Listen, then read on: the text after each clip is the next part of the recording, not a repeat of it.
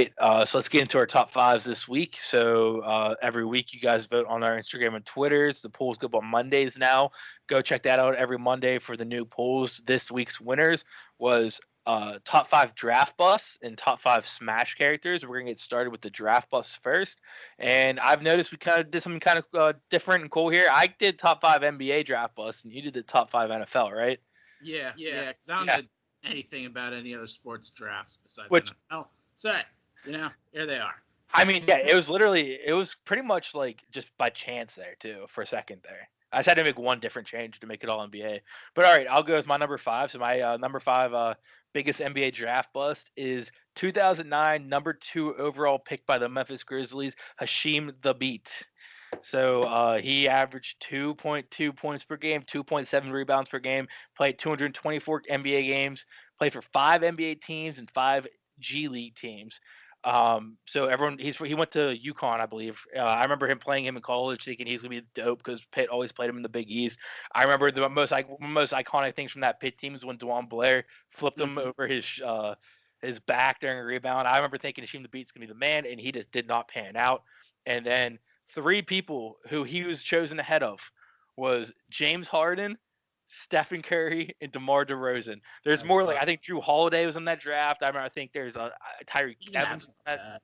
Yeah, there's still a solid amount of people too, but he was picked ahead of James Harden, Stephen Curry, and DeMar DeRozan. Imagine if any of the Grizzlies had them. That'd be nuts. So yeah, number 5, Hasheem the Beat. My number 5 is Akili Smith, drafted by the Cincinnati Bengals. Gotta love it. So Akili Smith, he played for the Bengals for 3 seasons. He went on to the Packers in 2003 and then the Tampa Bay Buccaneers in 2005. He had a career QBR of 52.8. He was taken in the first round, 3rd pick overall in the 1999 draft. He was taken before Donovan McNabb. Jeez. Yeah.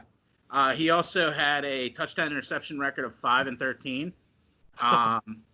2,212 passing yards. So rough time for the Bengals. Really, really shows how great of a franchise they are.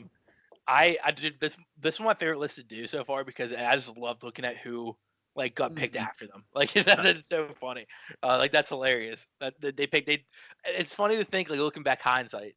They went with him instead of going with Donovan McNabb. All these players, we're going with Hasheem the Beat instead of James Harden. That's just nuts. All right, so my number 4, continuing down, is 2013 number 1 overall pick Anthony Bennett by the Cleveland Cavaliers. His career stats are 4.4 points per game, 3.1 rebounds per game, 151 games played, 4 NBA teams he played for, and 5 G League teams he played for. He was selected ahead of Santumbo, Victor Oladipo, Rudy Gobert. That is bad. This is heartbreaking, man. Yeah, I remember I remember a lot of these on my list, but I remember Anthony Bennett actually thinking oh, they see something in him.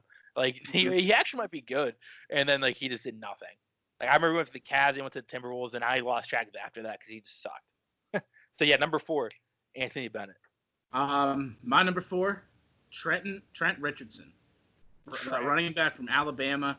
He was considered at the time in the 2012 NFL draft the best running back prospect since Adrian Peterson. He was selected 3rd overall by the Cleveland Browns, and they're not a stranger to my list here. He played for the Browns for 1 season, then went to the Colts for a season, played for the Raiders for a season, and then the Ravens for a season. So he was in the NFL for 4 years, and then he went over to the CFL. His time in the NFL, he had 2,000 rushing yards. He had 17 rushing touchdowns, but he's more of a power back, so he's going to get those vulture touchdowns. Mm-hmm. Yeah, dude, he was supposed to be amazing. He really showed how, Alabama players, they don't always pan out sometimes. They're just kind of playing around the best talent, the best offensive line, and it really showed for Trent Richardson. Didn't he kill it in the AAF for those 3 games? I'm not sure. I know he played in the AAF. I'm pretty sure. I think he did solid for. I think he played amazing the first game. Wikipedia page up right now. Yeah. So I think he did really good the first game, then he just sucked. It doesn't say his AAF stats. his AAF stats. I know it does. He had 336 yards, 11 touchdowns, 205 receiving yards, 1 touchdown. He also had 2 fumbles, 2 lost. That's not bad because they only he played had 7 fumbles during his time in the NFL. 2 of them were lost, and then 1 in the postseason. Damn. Those weren't bad AAF stats for how long they played. Mm-hmm. Yeah. All right, my number 3. Moving on. 2001's number 1 overall pick, Kwame Brown by the Washington Wizards. So they thought he was the next straight out of high school talent, like freak show coming out. He ended up only averaging 6.6 points per game, 5.5 rebounds a game. He played 607 games, which I think is the longest out of my entire list so far. So he had the longest NBA careers. I'll give him that. Played for 7 different NBA teams though. Everyone thought, like I said, number 1 overall pick, straight out of high school. Everyone thought this guy was going to be the next like phenom, and he just did not do anything. He was drafted ahead of Pau Gasol, Tyson Chandler, Joe Johnson, and Tony Parker. Oh my God. Kwame Dude. Brown, and what a bust name! Like that's a perfect like draft bust name. Yeah, Kwame Brown. We pulled a Kwame. You called a Kwame Brown too, Brown, like one of the worst colors. Dude, you really Kwame Brown in your pants on that one. Well, speaking of terrible Browns, number 3 on my list, Johnny Manziel, drafted by the Cleveland Browns. He was taken, I believe, 1st overall, wasn't he? Yeah. No, he dropped like late. Oh, he did fall, yeah, because they had 2 picks that year in the first round. Yeah. It didn't say immediately. He was picked 22 in 2014. Yeah. He stayed with the Browns for a year. During his time in the NFL, he had a passer rating of 74.4. Touchdown interception ratio was even at 7. He only had 1,600 yards. He was a Heisman Trophy winner. Everybody thought he was going to be the shit coming out of A&M, going to the NFL, and he failed miserably. He had a ton of like off the field issues that he had to work out that he could never just break and become the person he needed to be.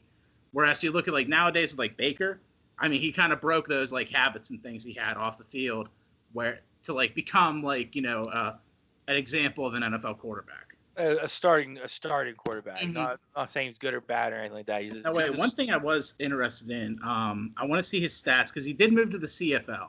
I believe he played in the AAF as well. Dude, he sucked in the CFL, I'm pretty sure. He barely even got in. Oh, no, yeah, he did suck in the CFL. He most recently played for the Memphis Express of the AAF. Yeah. And I want to see his stats for that, actually.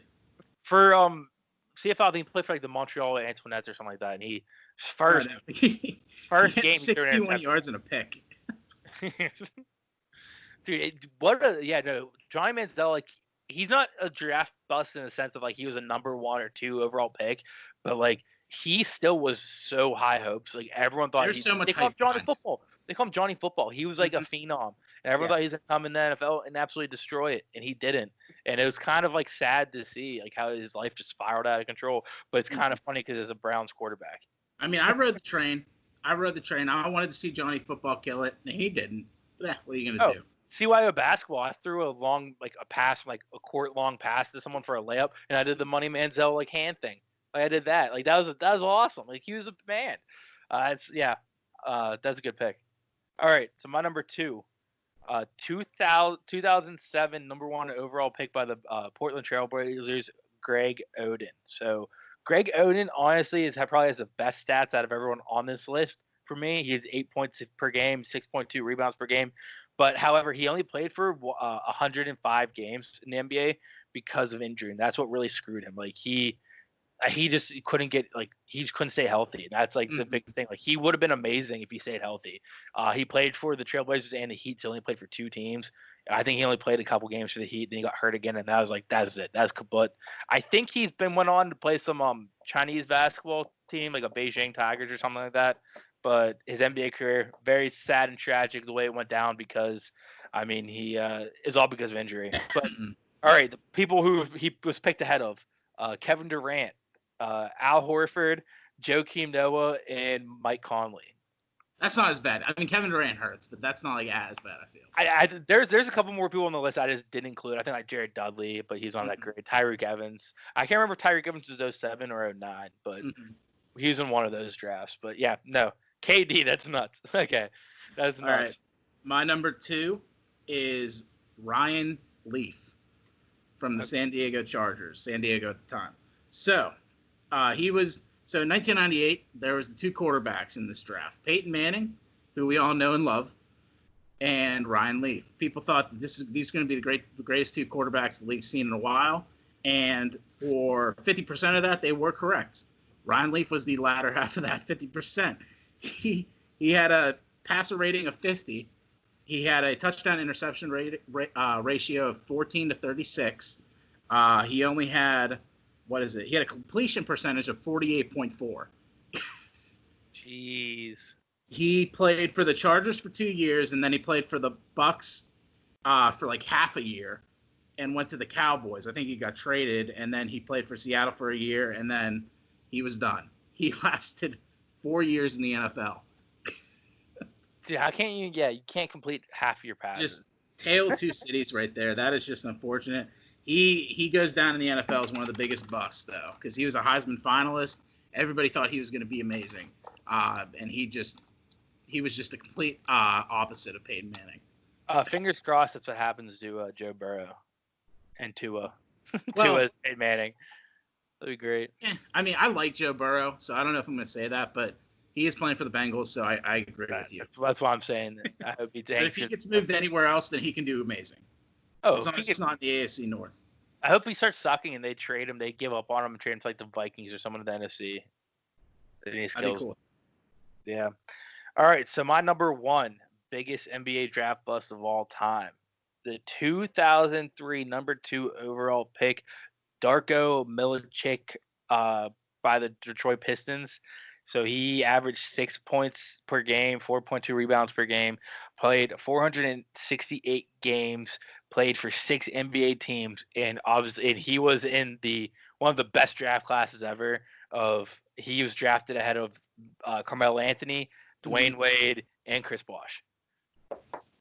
Yeah. So he was pick number 2. Number 1 was LeBron that season. But Darko Milicic. That was everyone in the Pistons fan base didn't like the pick right away at all, and they can't blame him.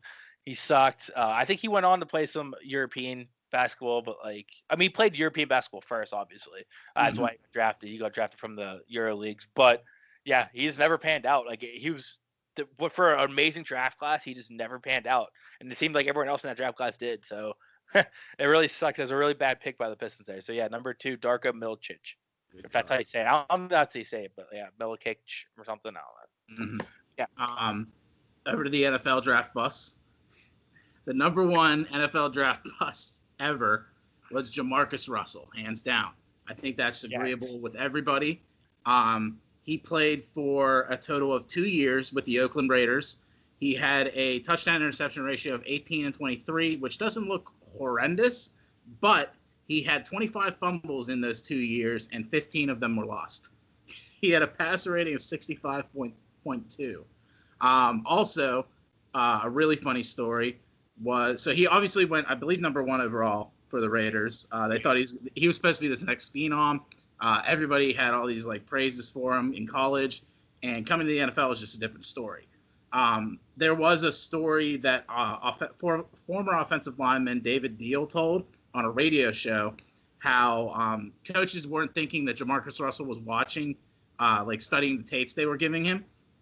So they gave him a blank tape one time, and they told him, hey, Jamarcus, go home, watch this tape, study it, bring it back to us, and tell us what you think. So he went home, and he came back the next day, and he said, yeah, I watched the blitz packages. They were great, and the tapes were blank. So clearly did not watch a thing, and that is just a hilarious story and the epitome of Jamarcus Russell's time in the NFL. Dude, he could throw football from his knees from 50 yards, but he couldn't go on a diet. He's way overweight for a quarterback. That was another big thing with him too. he was supposed to be able to like run a little bit, and like he couldn't even like run. Like he was so out of shape. Jamarcus Russell. I said early on, I said how I originally had one NFL player and 4 NBA guys on it. Jamarcus Russell was the only NFL guy I had on there at the time. Yeah, I think when you look at Draft Bus, he's just like the number. He's like the face of that concept. Yeah, if you look up Draft Bus on Wikipedia, like the Wikipedia picture for the article is him, and it explains about Draft Bus. That's got to be a rough life for anybody, man. I mean, yeah, but at the same time, he probably still had made a couple mil for doing nothing. Absolutely, 100%. Literally, absolutely doing nothing. He probably still got a couple mil. Yeah, as long as he like didn't like, he actually was smart with his money, then maybe he's still like retired and fine, living a modest life. All right, so real quick before we move on to the next one, I'm gonna recap ours. So my number 5 was Hasheem Thabeet. My number 4 was Anthony Bennett. Number 2, that's number 3, Kwame Brown. Number 2, Greg Oden. Number 1, Darko Milicic. All right. Well, I also had some honorable mentions too. Oh, my bad. I had Matt Leinart and Vince Young as well on my list. That didn't make the cut. Adam Morrison for me.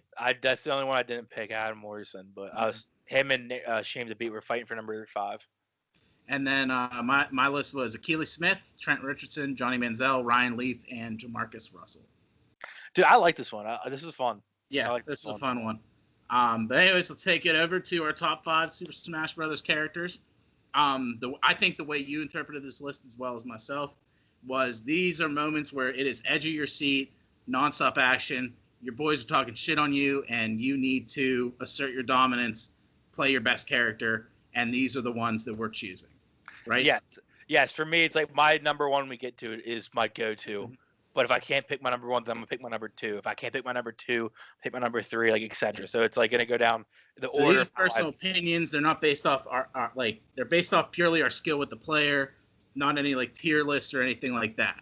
I'm not looking at it as like a professional competitive league. Yeah, exactly. Best chances of winning. I know this is who I'm good with. Mm-hmm. But anyways, so my number 5 is King Dedede.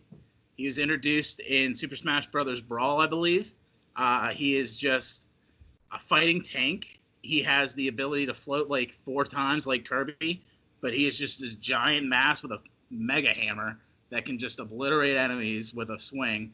You just sit there and charge that bad boy up, and then somebody lines up right into the hitbox, and boom, they're set. Gone. Set. Yeah.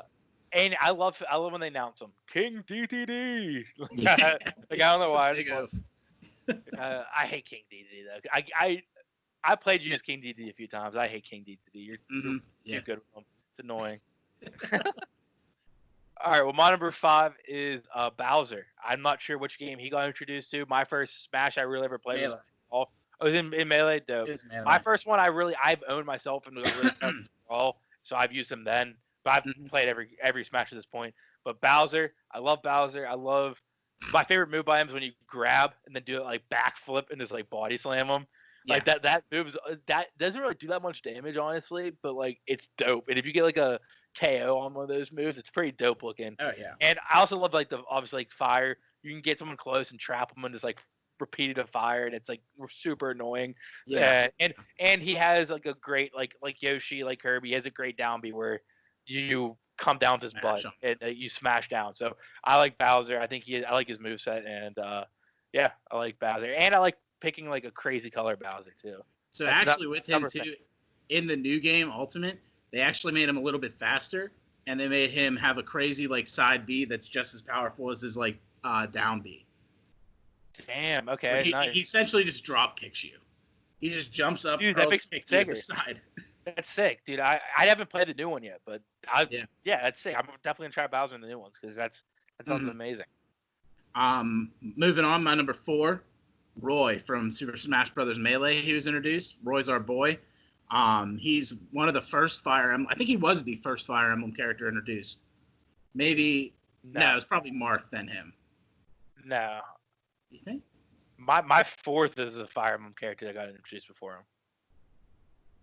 No, Roy was introduced in Melee.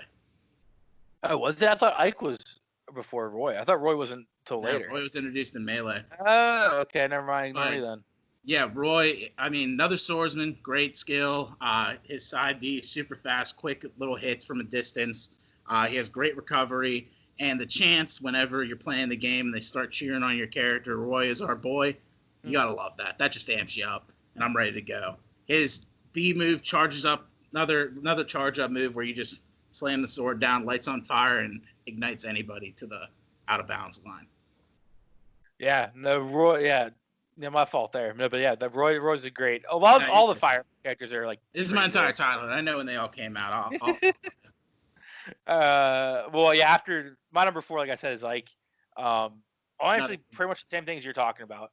Like I love whenever you're getting on a streak and you just hear the we like Ike, like Ike, we like Ike, and his down B, I think it's his down B when he basically comes down with the sword, like he rides the sword down, like that. That's like one of my favorite ones. His down B is a parry. Okay, then one of his moves, regular B. Yeah, his regular B. I know one of his moves. I haven't played Ike in forever, but whenever I was a kid and you'd give me the stakes at Brawl, I would most likely pick Ike, and I would do pretty good with Ike. So yeah, my number 4 is Ike. We like Ike. All right, my number 3, the green dinosaur, Yoshi. Yeah. Ever since his introduction in the original Super Smash Brothers, I love the guy. His egg toss is just such a little BM move you can do from the sideline. Eating people is also another BM move that he does. You just bitch make people, eat them, turn them into eggs. Yeah, toss them in an egg. Just toss them into an egg. Like you were saying earlier with Bowser, he has a great down B move where he just slams his ass down and claps you real quick. Claps you with his cheeks. Yoshi's a great character though. His his basic jump is super high too. So I think it's one of the highest in the game. And so that's like great and getting you out of like shitty situations as far as like, high damage or when you're on the sides, like off the actual stage. So yeah, Yoshi's my number 3. Always use him.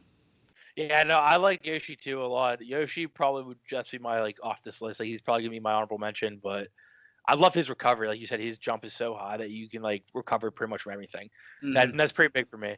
My number 3 is Pikachu. So I would always like my last 3, like I said a second ago, my last 3 are all from the OG ones too. They're like in every one, but Pikachu, I love Pikachu's lightning call down. That's great. That's a great KO move. If you like get a combo or you have someone in the air, then sneak underneath them and hit him with that. There's no coming back from it. Like your Yoshi, how you said you throw the eggs from a distance, you can send little shock balls over from Pikachu to keep your distance. It's pretty nice.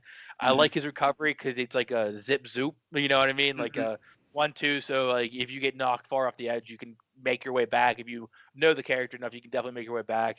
And I also love when he does, like, I think he does it. I think Yoshi does it later too, where you just kind of like throw your body sideways at someone. There's like a movie. At Melee they introduced the side B, and he had the skull bash type move. Yeah, and that move is great. But yeah, so Pikachu is my number 3. All right, my number 2, over to Ness. You can also say Lucas because they're essentially the same fighter. PK Fire. Ness, once you learn the Ness recovery trick, which is where you're just like floating and you send out this little electric ball. For those of you who don't know, if you send that ball over and hit yourself with it, you will fly in the direction that you hit yourself with. And that's how you recover with Ness. Once you master that move, he is pretty unstoppable. He has a great recovery. His PK fires are just annoying, so you can just spam those. His PK bomb, I think it's like PK bomb or something like that. But his regular B move, you just charge that up. If you can land one of those, they are massive damage dealers. And the guy gets a home run, not a home run bat, but he gets a bat that you can just swing at people all the time too. And it's a psychic kid. What's not to love, Yeah, Ness is, you said it, dude. I can't use Ness's recovery, so I hate Ness. Like I hate using Ness because I just can't figure him out. Like I'm not good with Ness or Lucas at all. But you're right. If you get it, if you master it, those people who like are really good at Ness and Lucas, they're really good at Smash. Like it's really hard to beat people who can use them. So yeah, I definitely see your point there. I'm not a big Ness guy because I can't figure it out. Yeah. Whoa, dude, hold on real quick. Holy shit! My watch battery, my computer battery, and my phone battery are all 47. I'm not shitting you. 47%. Oh shit. Is They're that a all glitch the in the same. Matrix? Dude, they're all the same percent. That's nuts. I just noticed it. Okay, sorry to sidetrack there. My number two is Captain Falcon. Oh, Mainly, I love the Falcon Punch. If you connect with the Falcon Punch, that's one of the most satisfying things ever. Like you see yeah. all this stuff on Twitter, it's like this is the most satisfying thing ever. No, if you get connected with a Falcon Punch and knock them off, that's the most satisfying thing in the world. Like you can't tell me anything different. I also love the Falcon kick. You just kind of take out their legs real quick. hmm The only thing I don't like about Captain Falcon is he's a really bad recovery. I feel like I feel like it's dude. what He is a good one. I mean. You basically get like a double jump. Yeah. But like compared to some of these other characters that like compared to my number one, like it's a totally different kind of recovery. So like I'm not the best, but I'm the best with this recovery. But I just if I use Captain Falcon, I just kind of keep my fighting towards the middle, and I'll be fine. Like I like the Falcon Punch too much not to use Captain Falcon. I'd say also Captain Falcon, you get the his emote, the nips, like the and it's like Oh yeah, he throws his body at him. and show me your moves. Show me your moves. I forgot about that. Yeah, he has some great emotes. That's what I love about Captain Falcon too. He's also super fast, which is great. The guy can just zip around the entire stage. Yeah, even like the original 64 game, I think he was the fastest in there too. Definitely, like that. He definitely was. Mm-hmm. Yeah, Captain Falcon's the man. I love him. My number one is going to be Link. Mainly young Link, but in the original Smash, I'll give it to Link. The guy is just great. He has so many projectiles that you can just spam at people to distract them. His sword move is just insane, and the fact that you can double swing it is even better. Yeah. His recovery is fantastic, where it just spins the sword around his entire body, hits everything in its path. Link's just, he's obviously a Nintendo fan favorite, so they got to give him the love in the game. But young Link I like specifically because he has fire arrows. So in Melee, when he was introduced, they gave him like fire arrows, and in the newer games like Smash Ultimate, Link, like regular Link, has like this weird bomb that you can like detonate yourself when you throw it, which kind of like is annoying because it's like you got to like actually detonate the bomb. But with young Link, he gets the traditional bombs, so it's really nice there. And young Link is also and Toon Link are a lot faster than the older Link, so that's a nice advantage too in Smash. Yeah, Link's always really annoying when someone's good with Link. Mm-hmm. Like I always hate the boomerang. Toss a bomb. It's always the worst too because his like upswing is like you can be on the platform above him and he'll always hit you up there and it's super annoying. I hate it. It's so. So my number. Oh yeah, I need to play more Smash because all these characters. I need to get better at these characters. I'm not good at this. My number one is kind of this is very. I tell some people, and some people think I'm a noob. Some people think, dude, he sucks. It's Kirby. I love Kirby. Don't buy Kirby. The only person I can beat like people who are good in Smash. Like I can only beat him if I have Kirby. I would not like these other people I named. I might be able to get a dub here and there, but Kirby's the only consistent winner. I know all of his moves inside and out more than everyone. Mm-hmm. Hit him with the two toes. You always got him with the toes. Great, like one of the greatest A attacks ever. Like out of all the characters. I love his sword push force thingy. It's great to set up a combo. The later ones, they give him the hammer, and you can charge the hammer. Yeah, the hammer. Love it. Adding the hammer is great, and that's where I think I'm not that good with him on N64. That's why I started getting Captain Falcon, because the hammer is the best part. But you don't get that until Melee, I think. You get hammer, Melee. Yeah. And then you get the and now charge. In Ultimate, you can walk around with the hammer. Yeah, that's great. And he's the beast.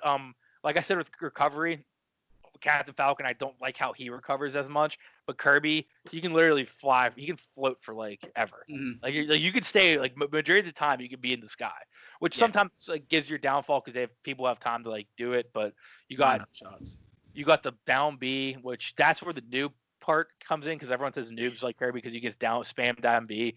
I use down B honestly more for if I'm up in the sky, like I said, floating forever. I use it to come down fast more than anything. I use it literally just to travel fast from down because like everyone kind of at this point knows that down B is like so deadly with Kirby that like everyone's kind of expecting it. So I usually get the down B, come up with the sword, get them off their feet, hit them with the hammer. That's like the best combo for Kirby ever. So yeah, and not even mention you can suck in people's powers. Yeah, I was gonna say, how are you gonna forget that? I know, I almost forgot that, dude. You can get every ability in the game. If Captain Falcon's in the game with you, beeline for Captain Falcon. You get the Falcon Punch on top of all the stuff I just mentioned. That's literally the best Kirby you can possibly have.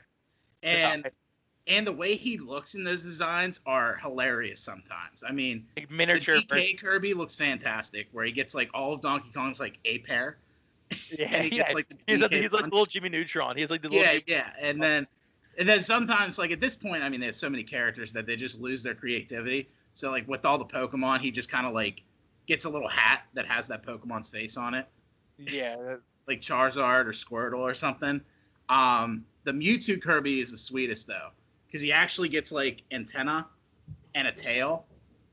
Oh, like for design wise, yeah. Mm-hmm. Yeah, I'm looking on Mewtwo. Yeah, Kirby Mewtwo looks sweet. I'm trying to think of other Kirby variations that are sweet. Samus's is awesome. Oh, Mewtwo Kirby's sweet. Yeah, Samus's is sweet, and I like Samus's because the charge ball is like the only good move on Samus. Yeah, you get that for Kirby too. Link Kirby, just give him like the whole Link costume, but put on Kirby. It's a huge advantage. Also, you can like BM people by just sucking them up and jumping off the side. I know a lot of people do that. Yeah, I've done that before. I can't lie. Yeah. I've played that. If I had an extra life than the other person did, I just took them out. Yeah, I definitely done that before. Just a dick move, but hilarious. Oh, it's such like a it's honestly like equivalent to like a bat flip in Smash. Mm-hmm. Like it's like I'm gonna end it like this. Like it's very disrespectful. Kirby was in my honorable mentions though. I also had Mewtwo in my honorable mentions. When he was introduced in Melee, you always had to like leave your GameCube or whatever console you had on for I think like 50 hours of playtime to actually unlock Mewtwo. So like people would just leave their GameCubes on overnight or for a day or so and just like come back like later and just see like, oh, Mewtwo appeared. Also Jigglypuff, another great one. Jiggly Tits. Same thing like I said with Ness and Link and Chave. If you know how to use Jigglypuff, it's over. Like that. I can't land the rest move, but if you can land the rest move with Jigglypuff, you're a god. Also, in the newer game, I've been fucking with Little Mac a lot. Little Mac's great. Little Mac's great, yeah. I mean, he's ranked horribly. He's ranked like one of the worst, but I love using him. Just because I feel like if I can beat you with Little Mac, then you're trash. And you charge up that KO punch, that's sick. Mm-hmm. Like you connect, that's sweet. My honorable mentions, Bowser Jr. I don't know why, but I just started using Bowser Jr. as a joke one time, and I kind of got the moves down. Like in your little cart, you're dropping you're shooting the cannons, you're using the fork or whatever to poke at them. I don't know why. I got pretty good with them. Annoying, but yeah. I also like from the new games Incineroar. I used them a couple times when I played you when you had it. I used that move where you toss them off the ropes. I don't know why. I hate that move. I love using that move. But honestly, I usually stick to the same few people. I remember when I first started playing, I thought the Pokemon Trainer would be my guy, and I just hate using the Pokemon Trainer. I hate using the Pokemon. I only like using Charizard. Oh, I like Charizard. That's it. So Charizard I think is just a bit too slow for me, and Squirtle's too weak, and Ivysaur's the perfect combination of speed and power, and that's why I like him. Yeah. But all right, my list real quick is 5 Bowser, 4 Ike, 3 Pikachu, 2 Captain Falcon, number 1 Kirby. And mine was number 5 King Dedede, number 4 Roy's Our Boy, number 3 Yoshi, number 2 Ness, and number 1 Link, primarily Young Link. You're not gonna do it. Well, we're moving on to the next one. I'm going to get it before the end of the segment. All right, well, let's take it over to pop culture. Start with some movies. Yeah, let's get it. Oh. This bitch says she got the corona, but I'm going to do what I want to. But Walmart got low on that water, so I went and got me a gunner. This quarantine got me fucked up, so I'm going to need to be drunker. I bought so much damn toilet paper that they should be calling the plumber. Fuck going on, it's the KOP. I will be fucking around, but I'm in quarantine. This bitches be dirty, but my house is clean. So much Purell, making me free cream. National Guard, going to California, yay. Thank God I got the weed, cause I'm high every day. The world's going to hell, everything's closing. Got 4 handles, bitch I'm coasting. This bitch says she got the corona, but I'm gonna do what I wanna. Her mama got low on that water, so I went and got me a gunner. This quarantine got me fucked up, so I'm gonna need to be drunker. I bought so much damn toilet paper that they should be calling the plumber. Yo, fuck this corona shit, I wanna fuck around and find your clit. Got me a corona, and I got the lime. Call me Nickelodeon, yeah, I got the slime. Don't fall back, don't call back. Watch my corona down with a maul back. Don't talk silly to me, I got a dirty car, COVID-19. Yo. Go and crack a Rona, bitch, give me a lime. Quarantine and chill, then I'll take you from behind. It's Rona season with my heathens. Blue suede kicks, yeah, I'm hooked on a feeling. Keep it authentic in this global pandemic. Spitting from the chest like it's cardiogenic. So line up some wine cups and pour out for China. This bitch says she got the corona, but I'm gonna do what I wanna. Her mama got low on that water, so I went and got me a gunner. This quarantine got me fucked up, so I'm gonna need to be drunker. I bought so much damn toilet paper that they should be calling the plumber.